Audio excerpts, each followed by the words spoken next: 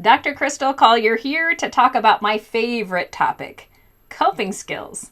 It makes sense because I'm a therapist who works with a lot of kids and adults who don't know what coping skills are. So let's do a deep dive. Learning and figuring out which coping skill works best for you is really important, especially while your brain is growing. Growing those networks that form your skills. Remember, your neurons grow dendrites that connect those networks and thicken as your brain skills grow. But all of this growth happens based on the brain's rule. Use it or lose it.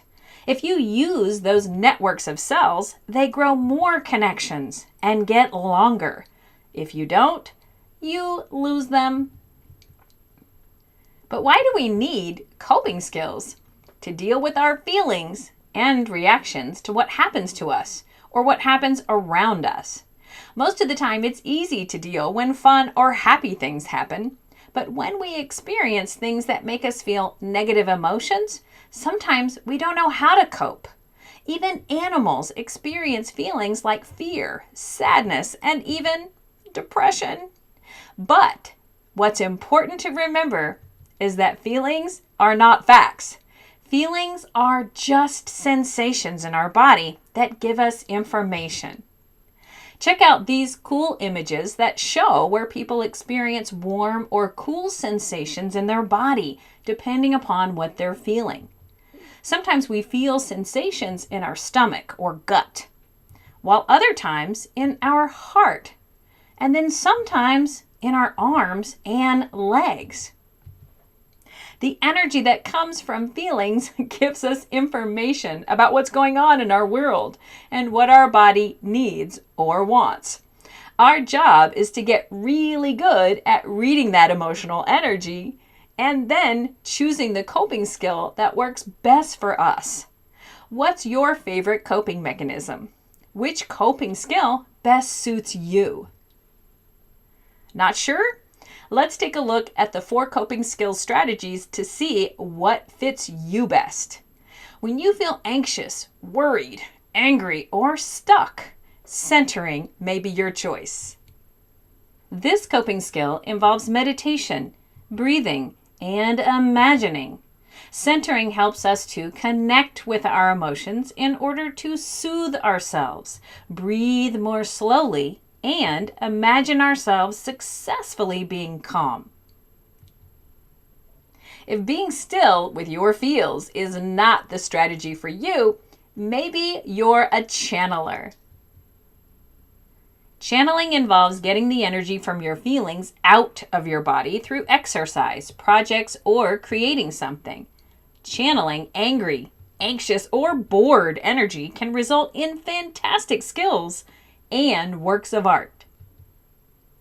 Maybe you're a thinker, and coping doesn't mean getting busy or active. You might need to think more. If so, you may prefer reflecting.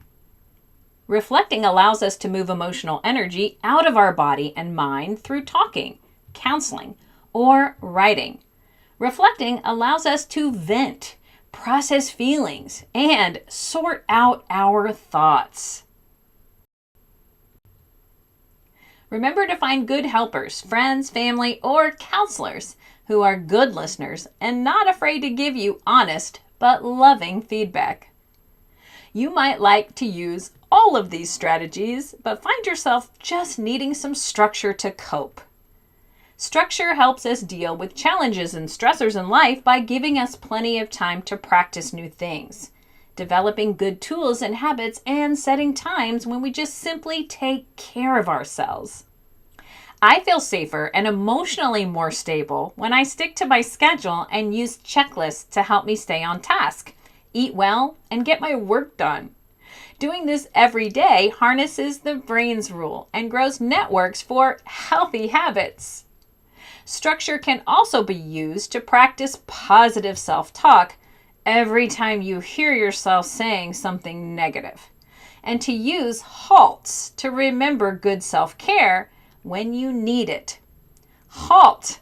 Stop and notice if you're hungry, angry, lonely, tired, or stressed, and use the coping skills your body needs or wants. So, what strategy or combination of strategies will you practice to keep your brain, body, and mind strong?